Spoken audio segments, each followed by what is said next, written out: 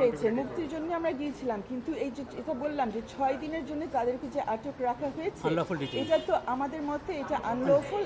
এভাবে আটক রাখার কোনো ক্ষমতা কারণ নেই। আদালতের কাছে এই 2 দিন ধরে আমরা যে শুনানি চালিয়েছি, সেখানে সরকারের পক্ষ থেকে আমরা এখন পর্যন্ত কোনো যুক্তি বা কোনো আইনের কোনো উদাহরণই পাইনি যে কোন আইনের ভিত্তিতে তারা ওনাদেরকে এতদিন ধরে রেখেছে।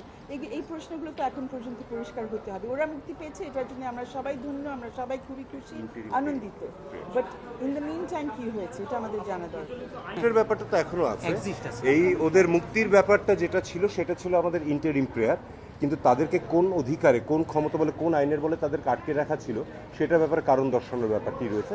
সেটি তো অবশ্যই তাদের কাছ থেকে জানতে হবে যে কেন আটকে রাখা হচ্ছিল, এবং তাজা গুলি চালাতে পারবে কিনা, কোন পরিস্থিতিতে পারবে, সেটার ব্যাপারেও ক্ল্যারিফিকেশন প্রয়োজন আছে। তো অবশ্যই এই মামলা যখন হবে তখন চলবে।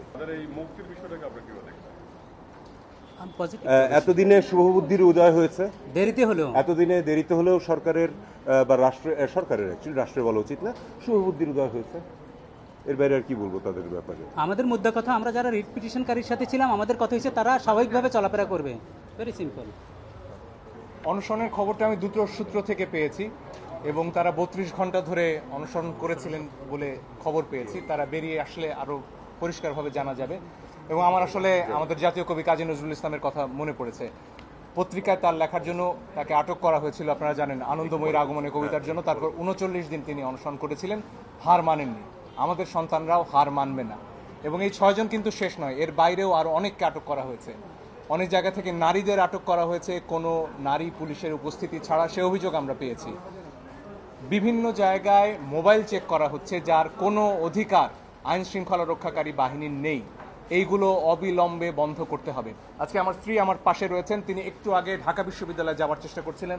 আমার শাশুড়ি, তার বয়স 69 বছর, তারা ঢুকতে পারছিলেন না। এই 3 জন মহিলার ভয়ে আমাদের দেশের পুলিশ তটস্থ হয়ে রয়েছে। তারা বিশ্ববিদ্যালয়ে ঢুকলে নাকি খুব বড় সমস্যা হয়ে যাবে। এই বাধা কেন? আমার স্ত্রী, আমার সন্তান, তারা কেন শান্তিতে নির্বিঘ্নে আমার রাস্তায় চলাচল করতে পারবে না? এটাই আমাদের প্রশ্ন। আমাদের খুব পরিষ্কার কথা, এই ধরনের হয়রানির কোনো অধিকার আমাদের সংবিধান দেয়নি।